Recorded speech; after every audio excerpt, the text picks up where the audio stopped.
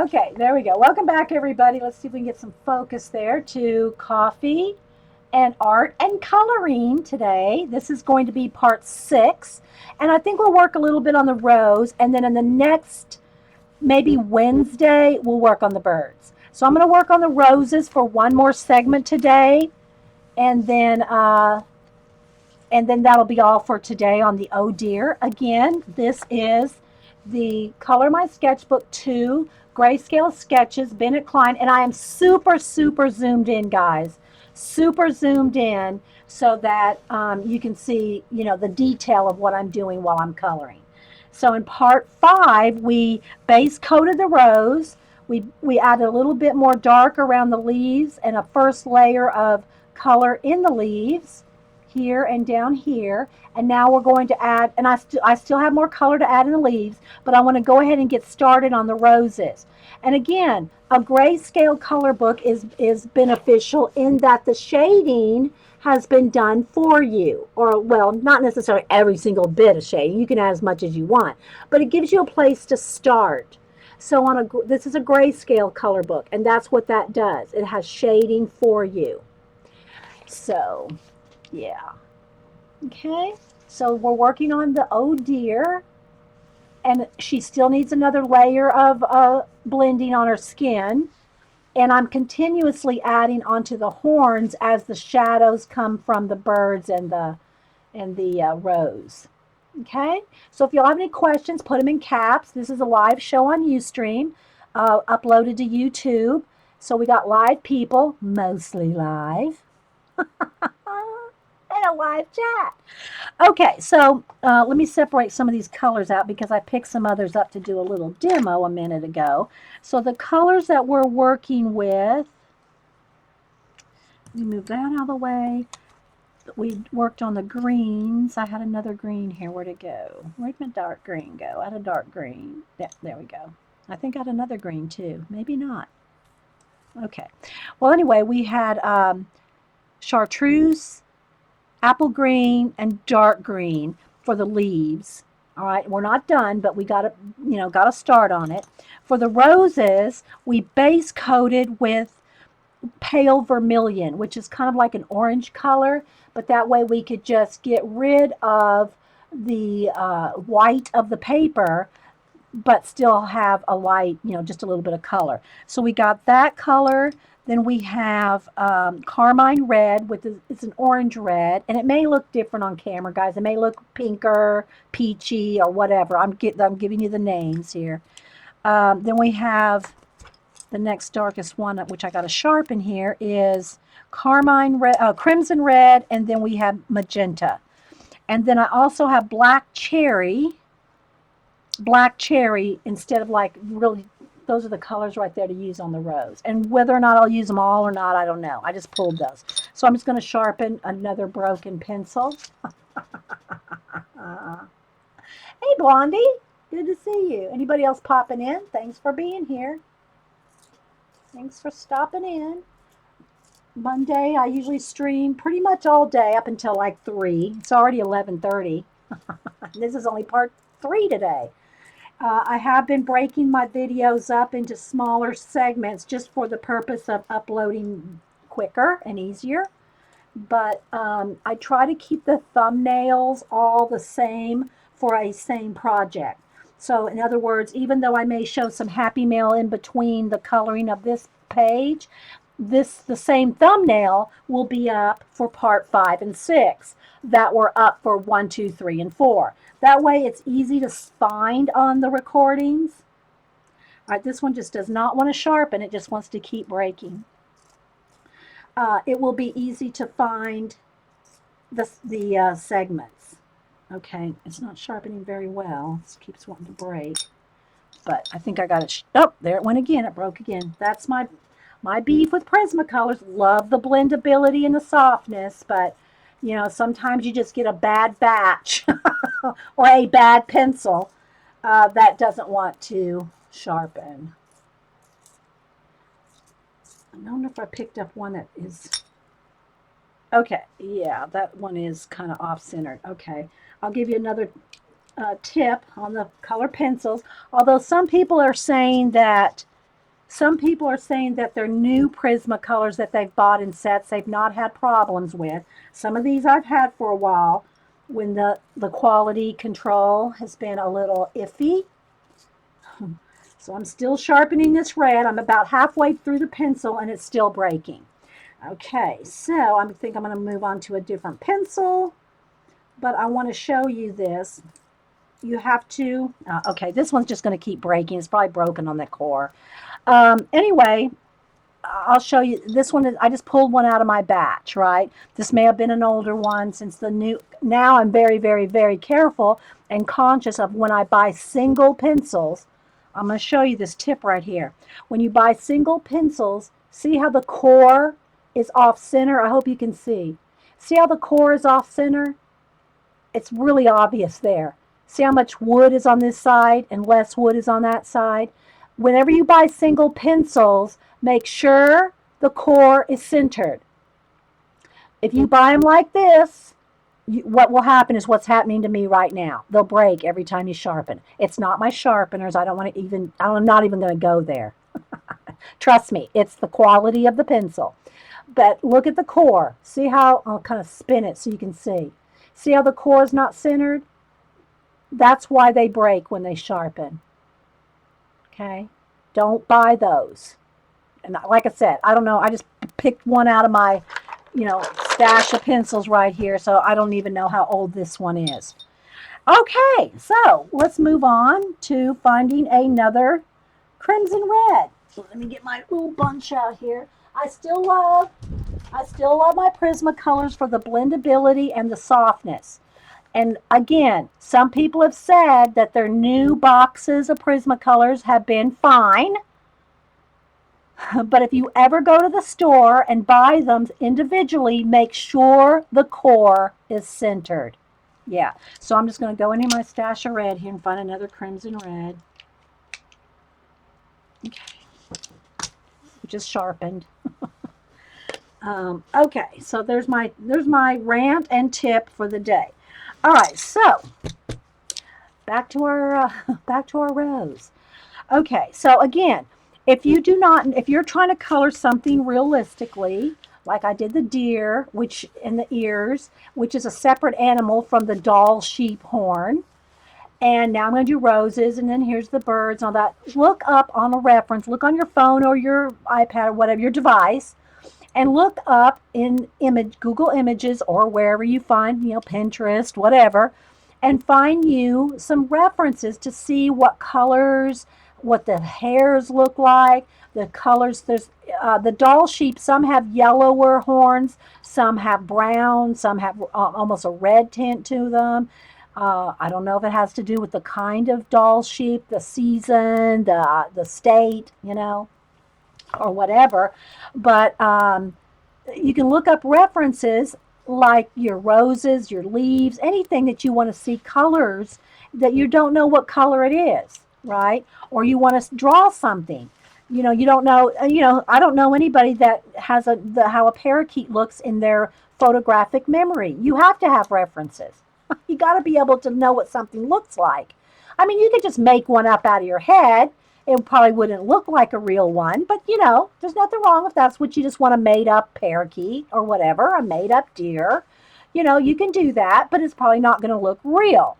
So, I mean, if you think back to the old masters of the, that drew from life. Now we have photographs, because not everybody can go to the zoo and see an elephant or see a zebra or see a camel or whatever. So, we have the benefit of having photographs that people didn't have in the past, but they drew from life. That was their reference. Everybody that wants to draw something real will have a reference, whether it's a human being standing in front of you or a photograph, So if you don't know what a rose looks like and you want to draw one, you don't know what color you want to draw it. I just looked up some tulip colors the other day. Tulips are like every color. So, red, yellow, orange. Some are yellow and orange. Yellow and red, pink, purple, every color. So, if you, yeah, and I don't know where people got the idea that using references is cheating. I don't know where that even came from.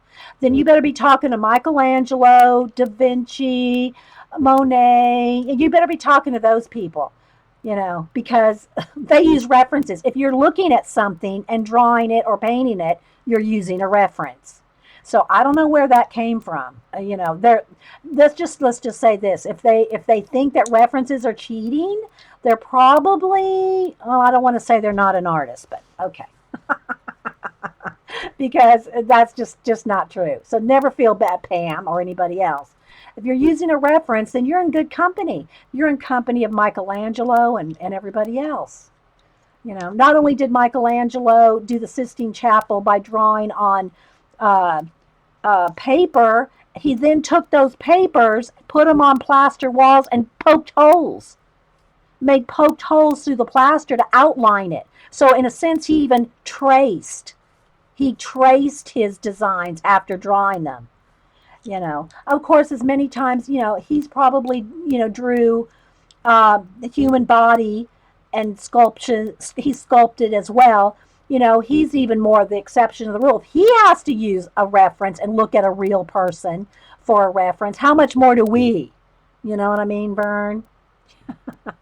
Uh, uh, well, unless, here's the thing, reference does not equal copying. Okay, if you're looking at something, and let's just say in the case of I do realistic portraits, right? But I'll go to the museum and I'll sketch. So if I'm sketching at the museum, I'm obviously not going to copy it exactly. There's no way. And there's no way you can copy someone exactly, right? You can't copy it exactly. No matter how much I stand in front of a Salvador Dali and sketch, I'm never going to copy it. Even if I had a book in front of me of Salvador Dali drawings, I could try to draw exactly one of his melty clocks. It's not going to be, no matter how much I try to copy it, it's not going to be exactly like Salvador Dali, right? Uh, what I'm trying to get at is, if you want to draw realistically, okay, I'm hired to draw these portraits, okay, realistic portraits. People come to me to draw them the more realistic. Now, not everybody draws realistic, and you don't have to draw realistic. But what I'm saying is, that people that want me to draw them realistically, I have to go by a photograph. I can't just make up their grandchild out of my head, right? I can't just make up their grandchild. Okay, you want me to draw Joey? Okay, I'm going to just close my eyes and draw Joey. You know what I'm saying? You have to have references. So I just don't understand where that even came from. And again, think back, people, before there was even photographs. Think back of the old masters. They drew from life. They drew from clay, not clay, plaster molds to draw. They drew from, I mean, Da Vinci would find dead bodies to draw the innards. He didn't just make that up. Oh, what does a heart look like? Well, I don't know. I'm just going to make it up. You know what I mean? He actually found, corpses to draw the innards from. Same thing for birds or anything. Everybody uses a reference. Every artist uses a reference. So if anybody's told you and tried to make you feel like, oh, you can't look at anything, oh my God, that's cheating. Don't even look at a rose. Don't look at a rose to draw a rose. How dare you look at a rose to draw a rose? What? What? I'm sorry. I don't know. Okay. Let's get off the rant now. Oh, anyway. All right. So I'm going to go ahead and start on the rose here. And I'm going to start. I'm going to start with the black plum. I've already put a light coat, just kind of like we did the leaves. And I'm not done with the leaves, but I've got them started. We'll work on this rose for the next 30 minutes or so, or these 3 roses here in the bud. We'll probably just work on this for the next 30, 45 minutes. Don't get me started, people. All right, so one of the benefits of grayscale is the shadows are laid out for you. Hey, Trina. So, and I know I am zoomed in pretty close, but it's still going to be kind of hard to see the tiny detail in this. But I'm going to go in here. I'm going to find the darkest shadows with the black plum. It's black plum. So if I start blending with the black plum there, it's going to shade out in a form of red, not black, right? So I'm going to just throw some shade.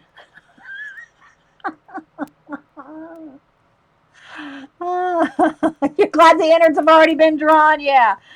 Oh my gosh. Well, anyway, guys, you know. Now, like I said, I'm sure Michelangelo, who drew thousands and hundreds and thousands of bodies and who sculpted hundreds of sculptures, he probably did have a memory of what everything, every muscle and everything looked like on a human body, you know.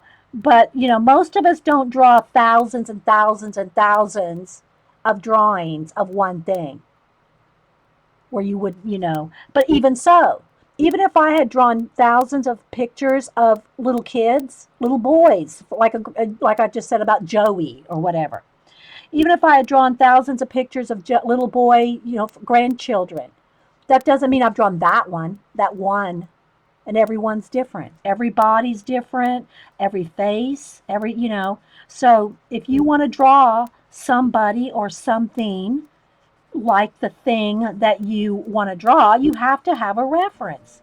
And we're fortunate to have photographs, especially like animals, exotic animals around the world or zoos and it's great to be able to go to the zoo and draw from life. I love going to our Atlanta aquarium and drawing the fish, or whatever. But, it's still a reference. Oh. And then, of course you can make things up too. I mean, I'm not saying like you can't, like manga. You could draw a manga character and you can make that up. Usually it's because you've drawn so many real humans that you have an idea of how to, stylize something to make it into a chibi or a manga or whatever, right? It's because you've drawn so many humans that you could draw cartoon characters or, whatever. But that's just, I don't know whoever started, such a thing as saying artists don't use references. Then they've never met the old masters in a book or, anything, right? So, okay, so you can see how I'm using the black cherry just to pick out all I am is picking out the shading that's already there. That's one of the benefits of a grayscale, and it helps you. It helps you to see where shadows would go if you wanted to draw it. I mean, it'd probably be great for you to sit and try to draw this rose as well if you really want to practice your drawing. Some people don't want to draw, they just want to color. Nothing wrong with that. If all you want to do is color pretty pictures and be creative that way, great. More power to you. You're being creative. You're doing something creative. Not everybody wants to be a full-time artist. Some people just want to color. My mom, she has no desire to be an artist. She just wants to color in her Mary Englebright in whatever color book, right? It's fun. It's creative. You feel like you've done something pretty. No, people, chill.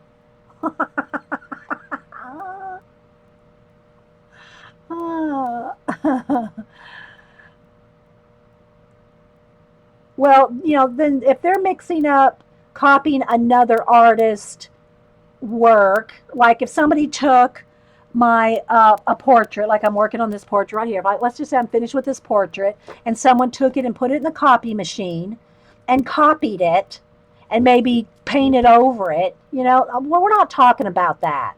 We're not talking about ripping people off. I'm just talking about references.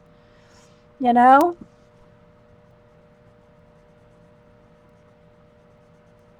All right, so I'm going in there with the chest. Sorry, I'm getting my teacher voice on. Jean, settle me down now, Jean. Jean's our music teacher. She has to get me, I get that teacher voice, and I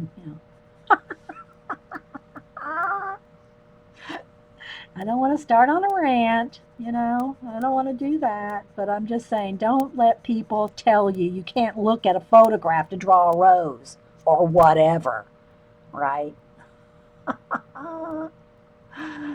Oh, what did Vicky say? Vicky said, wait, did she color the? Yes, I colored the rosebuds while I'm ranting. Yes, I can do those both at the same time. I can rant and red rose at the same time.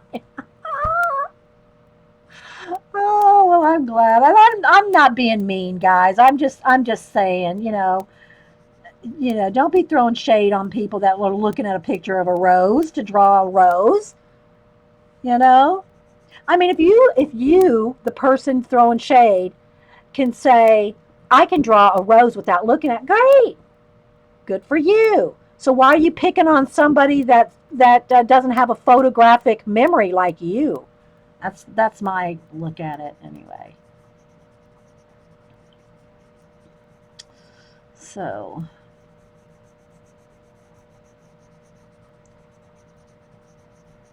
I mean, like I drew that picture of Prince for Denise. It was from a photograph, and this is why I don't make prints. Prints. I don't make print, and again, that's a whole nother thing. I'm not going to get into that. I don't. I do. If I draw a fan art picture, I draw it. It's a one off. I don't make copies of it. I've had people email and say, "Oh, I love that picture of Prince. Can I have a copy?" No. You can hire me to draw one, but I don't make copies of my fan art. And I don't do that much fan art, to tell you the truth.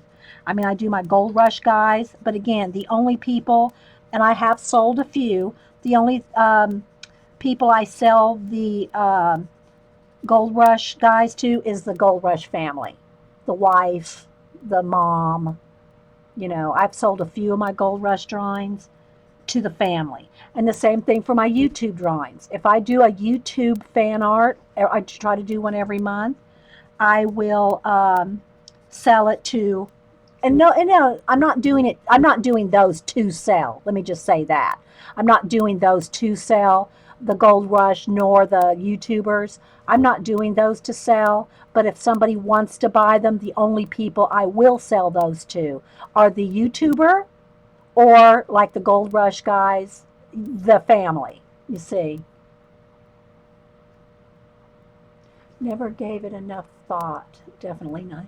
Oh no, and I'm not fussing at you. I mean, I'm glad you brought it up, Pam. But I'm just saying, don't let anybody make you or anybody else feel bad because you look at a picture of a rose to draw a rose, or a picture of a bird to draw a bird.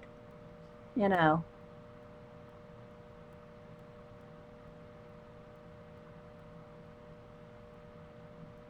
Yeah. Well, what if you don't have a picture of what if you don't have that memory? I mean, you know,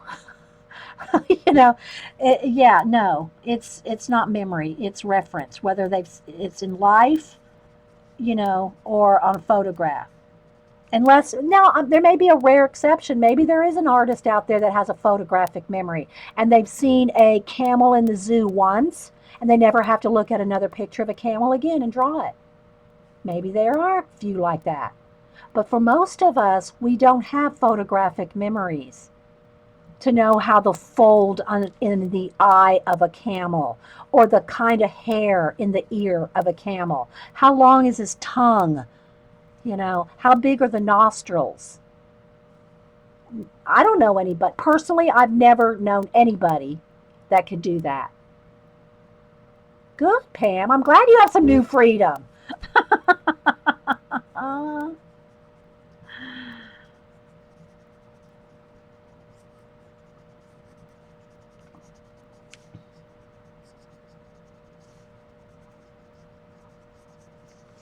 and when you look at a photographs of something, for instance, like I showed you the horn, let's go back to that.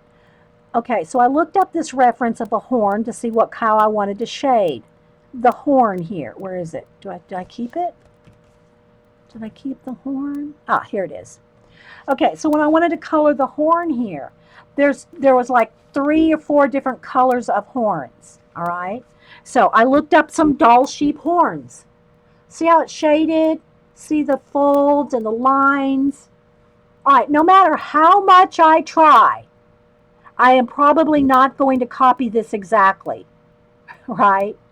So I wanted to get the way it's shaded. I didn't even use the same exact colors. So no matter how much you think you're going to copy it exactly, it's not going to be exact. You know, unless you photograph it on a copy machine, which is not what we're talking about here, right? Hey, Artsy, you're welcome. All right. Is there anything else we want to rant about? Where's Jean? Jean has to go, whoa, whoa.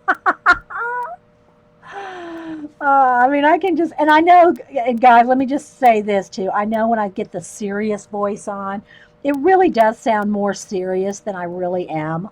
I mean, I'm serious about it, but I'm not really that upset about it. It may sound it in my voice, but I'm really not. I mean, if people want to throw shade on something like that, then let them. In the meantime, I'll be drawing pretty roses or whatever.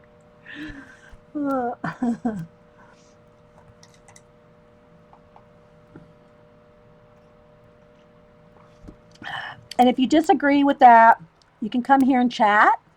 Just don't email me. Yeah, Jean, you know. Yeah.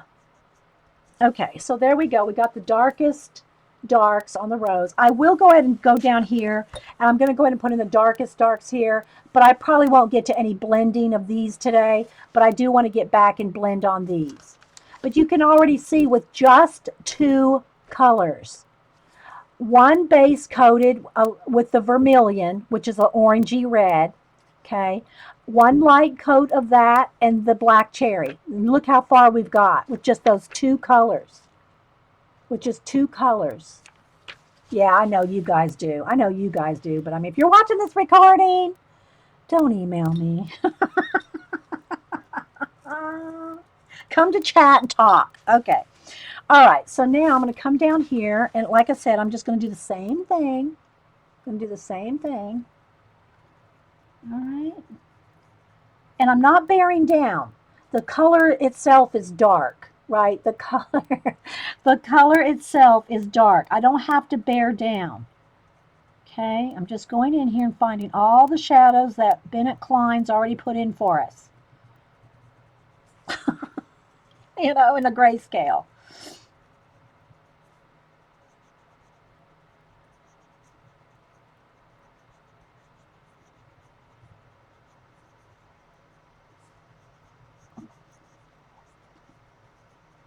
Just going in there and finding all the little shadows. See, it didn't take that long. I'm not bearing down. Again, the color is dark enough just to barely go over all those shadows. And look, you've already found all your shadows because it's the grayscale.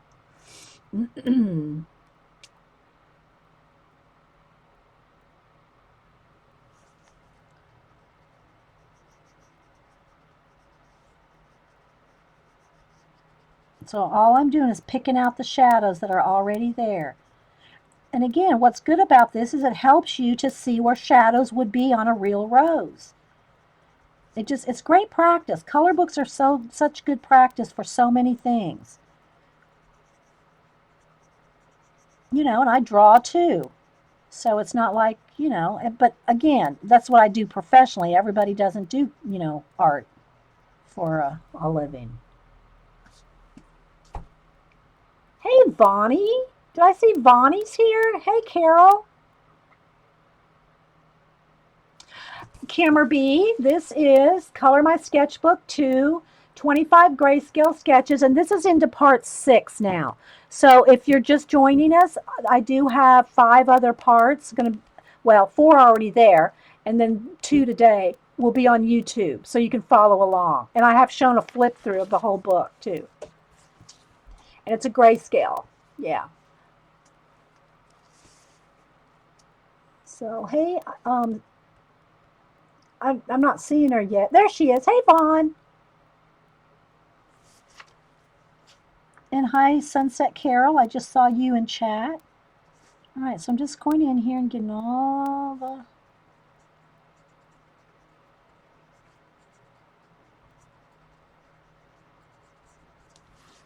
Okay, so you can see just with... That's all this is 2 colors. One layer just coloring flat all over the whole thing with the vermilion. And then here's just one color of shading. And look already. Look already.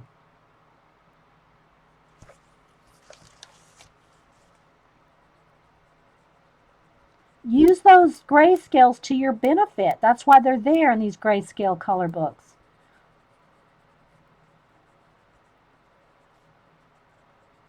You can just, the shading's already been pointed out for you. Just follow along. I love this book because, not just because it's a grayscale, but because of the creativity of the artists that put these pictures together. I mean, they're awesome. And I have done a flip through, and I'll do it again here at the end of this episode, because this will be all we'll do today in the book. I'm going to do another project after this, but I'm going to continue to work in it, and I'll just do it only on stream, so that anybody that's following along, like Patty is here, anybody that's following along will can continue to follow along.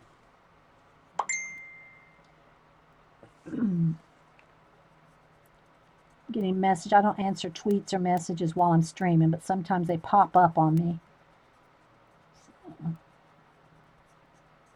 Unless it's my mom or Denise. So there you go. Can y'all see? Yeah, Terry just posted a link to the Amazon. So if you're wanting Terry's good at those links. I'm sending Terry a treat. I'm sending Terry a treat for helping with all the links. Because she's been awesome with all the books that I've been showing.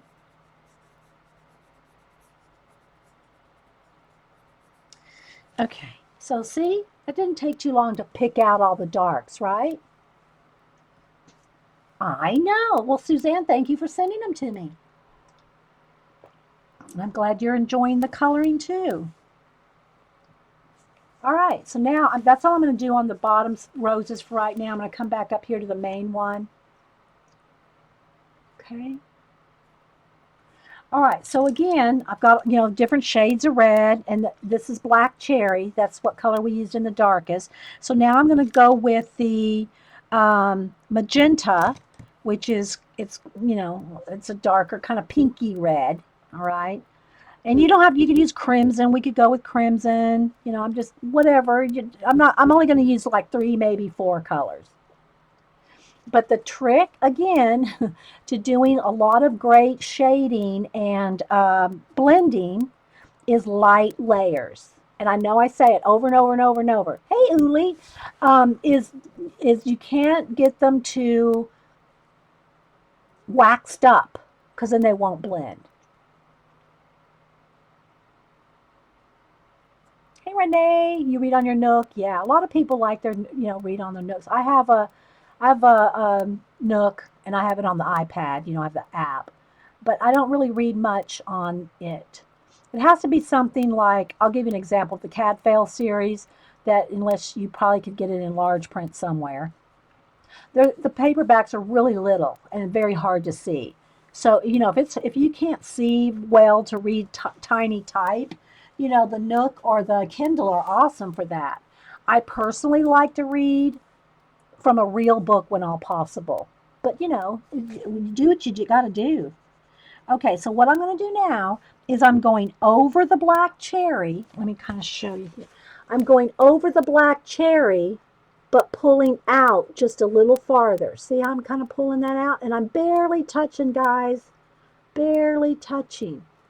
Now, if you look at a rose, you can see that on the petal, it usually has a little bit of darker, like it kind of pulls out like that.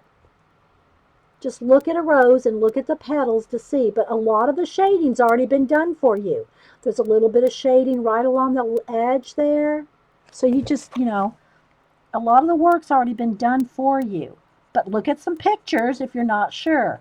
Or if you want to color this yellow or pink or blue or purple, whatever color rose you want to make it. Okay.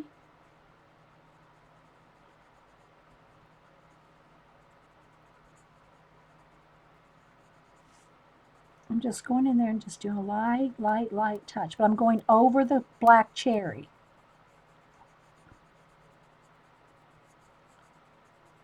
Okay.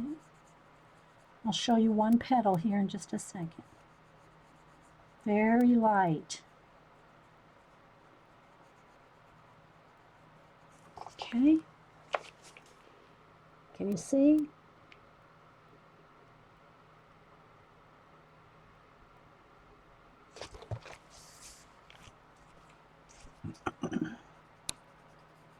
All right, I hope I didn't get too loud on you guys when I was on my rant. I can get, my voice is loud. I know I told y'all the story. Got called the principals when I was in third grade. I got called to the principal, and I said, what in the world did I ever do to get called to the principal? And so I sat outside the office waiting, got called in. Well, apparently, the school play, the microphone broke, and they needed someone to narrate the school play whose voice would carry. So that's why they called me in. Would you mind narrating the school play because the microphone is broken? Thanks, Vicky. Oh, so I know I have a loud voice. I know I have a loud voice. So when you hear me getting ready to go on a rant, just turn the volume down. That's a true story. True story, CB.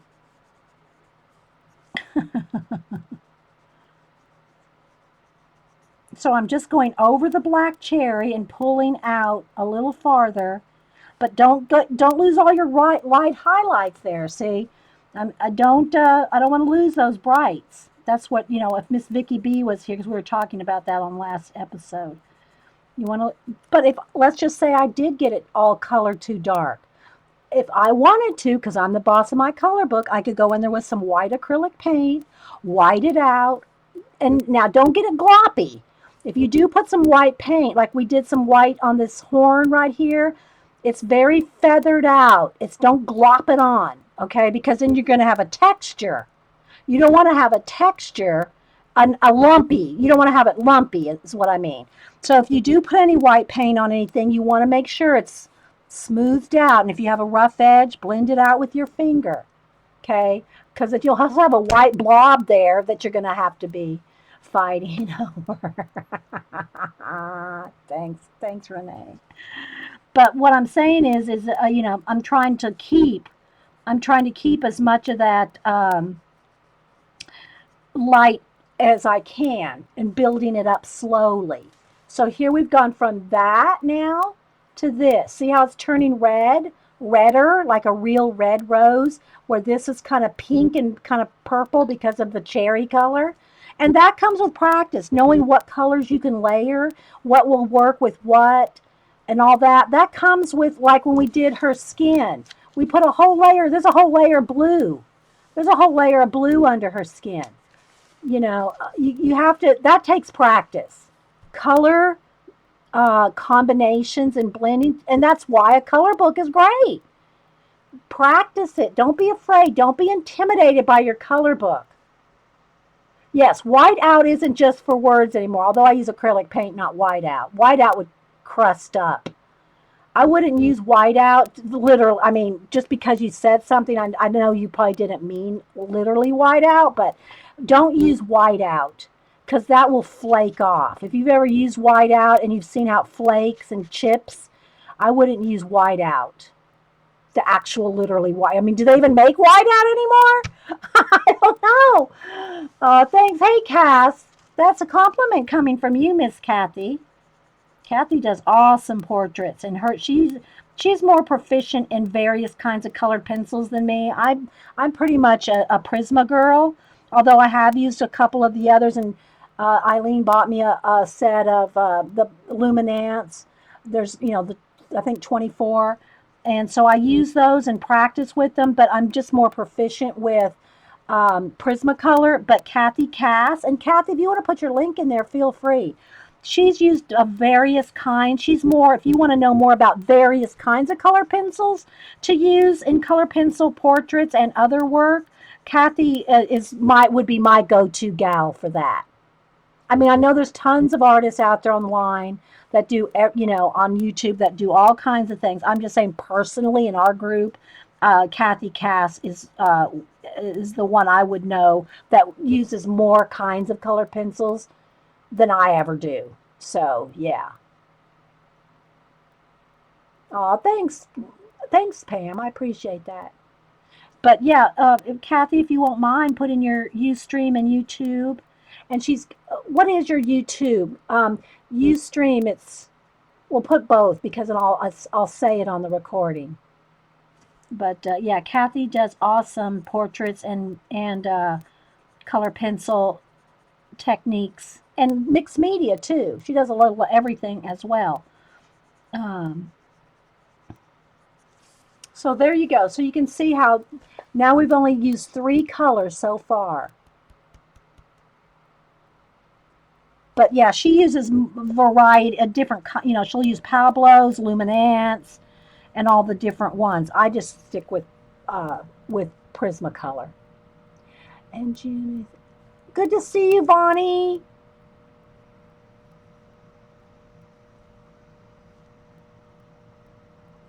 Okay, so on Ustream, she is creating dash in dash my dash art dash journal. Creating in my art journal is Kathy Cass on Ustream. And then on YouTube, Kathy, is it the same name? And there's a lag in chat, guys. I have to wait 30 seconds. When I ask a question, I have to wait 30 seconds or so. Okay. So there we go. So you can see that. So you can see the difference now between this. This right here just has a base coat and the black cherry in the shadows. And now here is where we've added the magenta. Okay, so you can see how it's built up from like these roses to here. And that'll be the next step that I would do on these. But I'm not going to do these down here right now. I'm going to do the next layer here so we can get a little farther.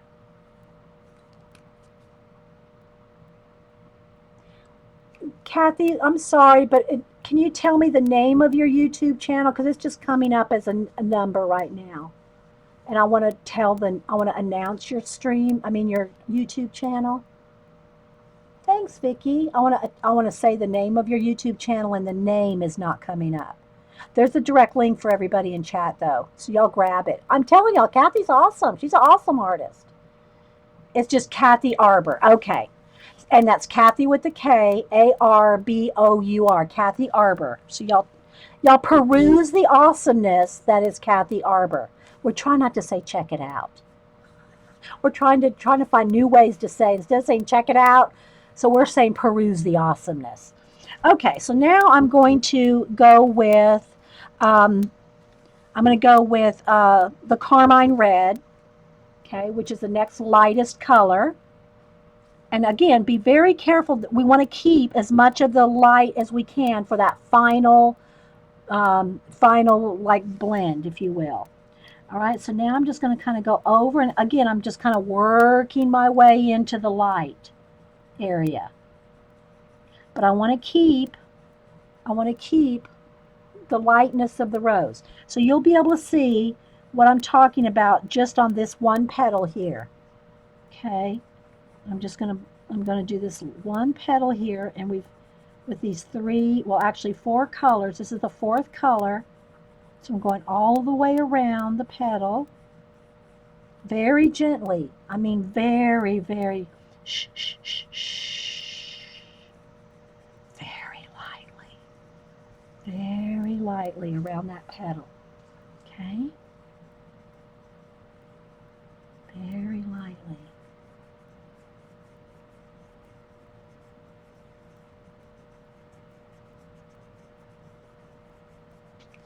Okay, so can you see from that to this? And see, I'm putting that layer of red, putting the oranger red, the carmine red over the magentas. How you're still keeping the dark of the magenta, but see how it's turned to red? See how the roses turn from a purpley pink to red? That's how that happened.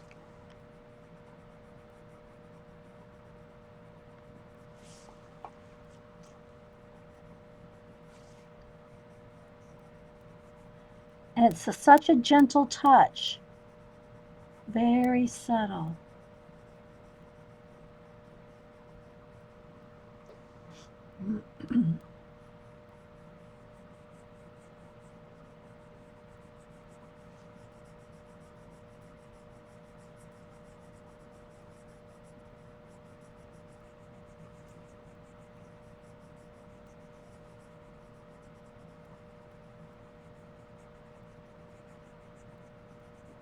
Nice, soft. When you hear me going, shh, shh, shh, shh, I'm telling that to myself.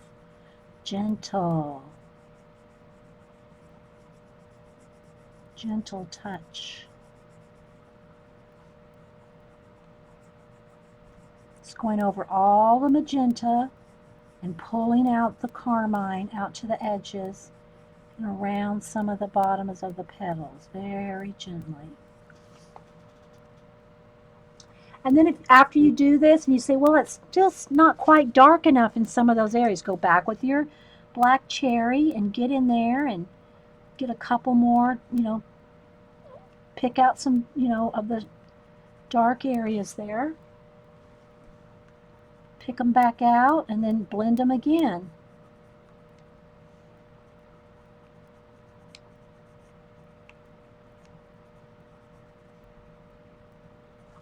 Okay, so now I'm going to go back with the carmine and just kind of blend, because I don't want any harsh dark lines. I want them to be all blended out. Okay, so can y'all see that? So we've gone from this to this.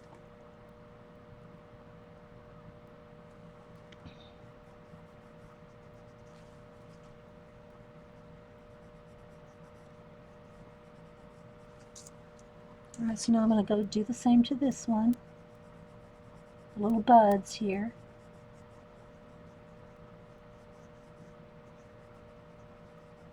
And again, I'm not the only, this is not the only way to color a rose. I'm sure there's a gazillion different color pencil artists online. Don't, follow them all. Learn different techniques. Learn different, whatever.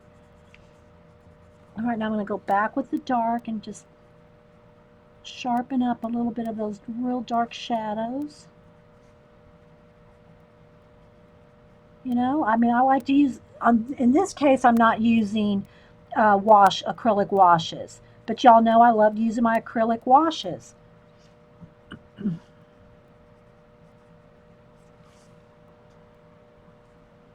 Thanks, Terry. Well, y'all just saw me how I did it. You can do it too. It's going to take, I'm not going to say you're going to pick up a color pencil the very first time.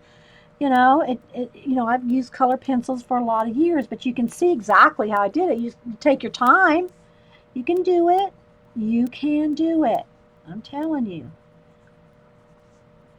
Oh, and another thing I wanted to say, and I'm not telling anybody to, make copies of stuff and go out and sell it and whatnot. But if you're intimidated on a color book page, you bought this nice, a nice color book, and you're afraid to do the mess, make a copy of it to practice on. Even if it's just a piece of copy paper, just to practice your shading and do 5 different roses in 5 different colors to practice your shading if you're intimidated to actually work in the book at first, to practice on it, so that because if you're going to buy a color book and you're afraid to use it because you're afraid you're going to mess it up, just make you a copy for yourself just to practice,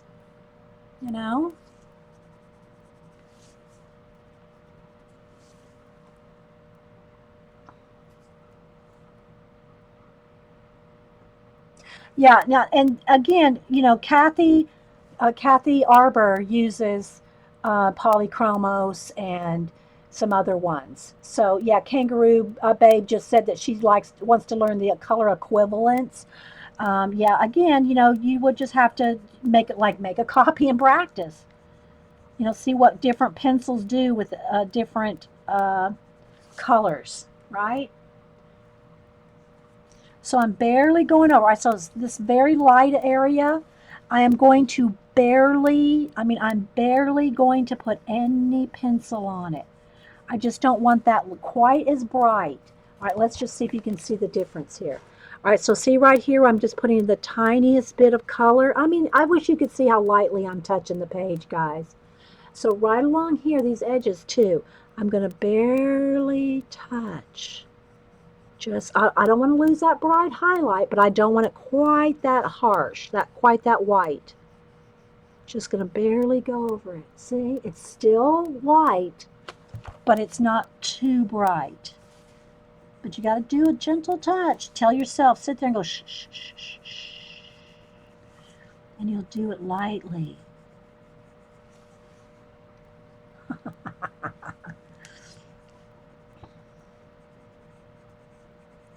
Now, if you want to add some white, if you want to blend any of this out and you use white, it's going to turn it pink. I would probably recommend trying to blend it out with maybe an orange, and then maybe just a tiny bit of white. But you got to be careful if you want a red rose, not to get it pink highlights. And it can happen real easy with red.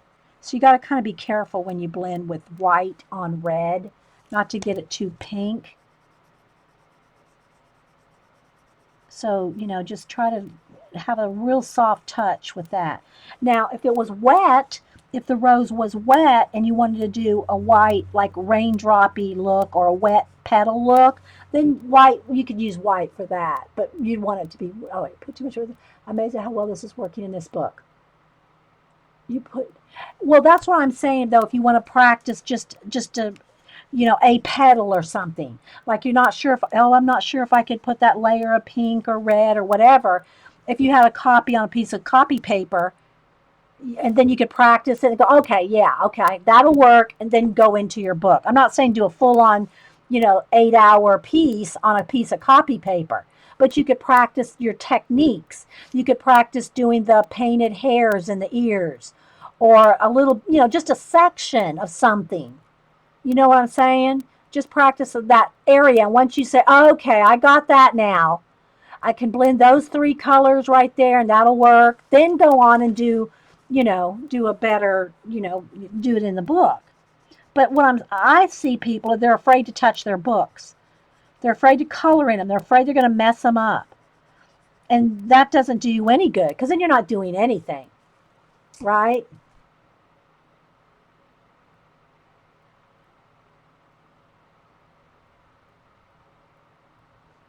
You know? Because then you're not going to color at all. What good is that? You bought this pretty book just to look at? I know there's some of y'all out there I'm talking to. I'm talking to you. You know who you are out there. Afraid to use your books. So I'm just going in a few more areas that are a little bit, really darker, and crisping those in. And just go back and forth. Blending and shading. It's because you have a light touch that you're able to get in there and keep adding and adding and adding.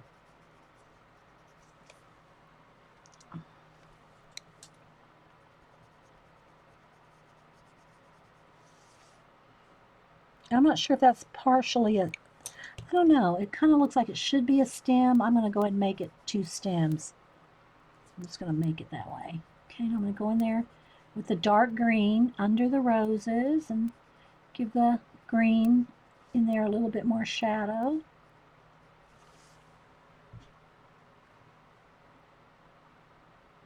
That's your problem, as you look at the color books and you're too intimidated to color? Yeah, well, do a little practice sheet. Just to practice the color combinations or whatever you want to do. So you're not afraid to go right on in there and use your books. I mean, y'all know me. We're getting ready to do another color book thing and tear it right out. Not in here, but another book, and just tear it right out and glue it in a journal. So, don't be afraid of your books. Don't fear them. Just doing a little bit darker in the green leaves. Because as you build up one thing, then you can see where you can add shadows and things on other areas too.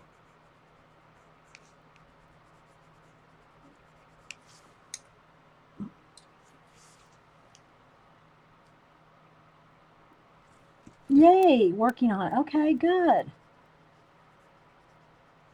All right, guys, so there we go. I think we pretty much got. I want to take another, I'm going to take my lime green now and kind of just blend out some of the leaves. Just blend it out a little bit more.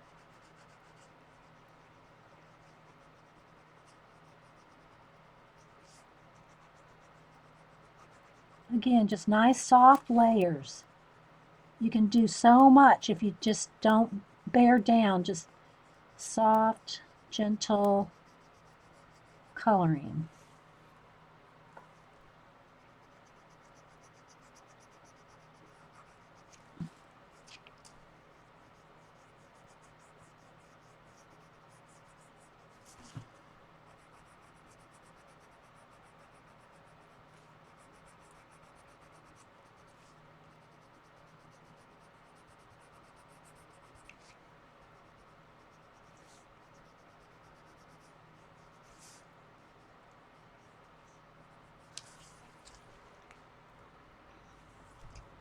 So I've got mine in now. I will react.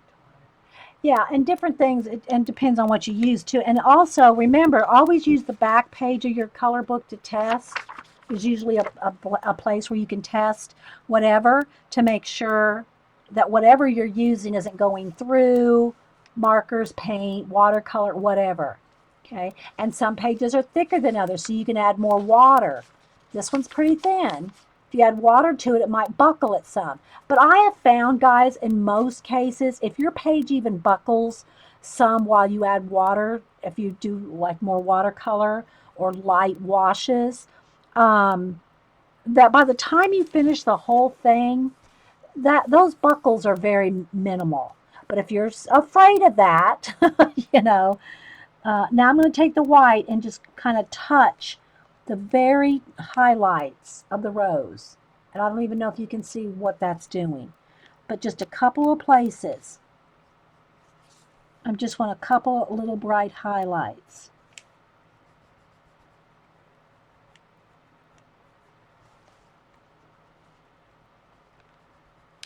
But it's got lots of layers of red, so it's not going to turn it real pink. You got to be careful. If you add white on red at an early stage, it'll turn pink real quick.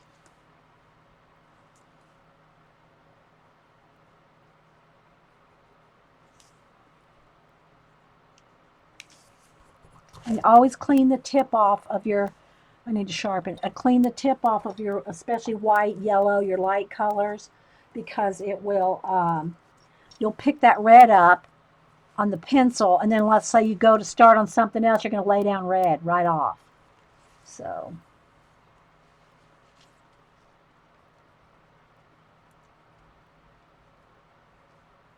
I'm kind of just smoothing out because I have nice layers of red. It's pretty safe, but you got to check it unless, you don't care if there's a, brighter pink color. This petal's a little bright for me, but it's like right in front, so I'll roll with it.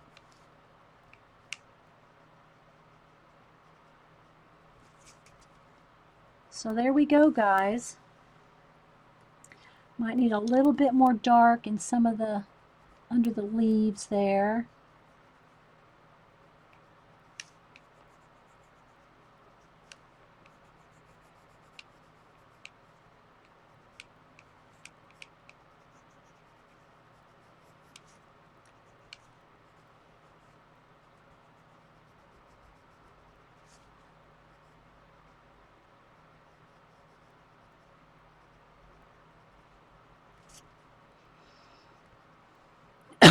Excuse me. All right, so we're going to back out now. I'm going to back it out. Beep, beep, beep. But there you can see it close up of those. So we went from this to this. And these roses will look like this when we're done. But I'm going to try not to, well, I won't. I won't work on it again until maybe Wednesday morning. Wednesday morning we'll do another couple hours, finish up the roses and maybe start on the hummingbirds. But I'm taking my time with this, doing it multiple parts. So, all right, guys, well, let me go and let me back out and then we'll save this. Because I'm zoomed in 1, 2, 3, 4, 5, 6, 7, 8, 9. 9 times. But I do want to zoom in a little bit more. I'm zoomed in nine clicks. All right, let me get my pink card here to refocus. And so we can see, guys, now the whole piece. And again, this is this Color My Sketchbook 2. And there we go. Like velvety.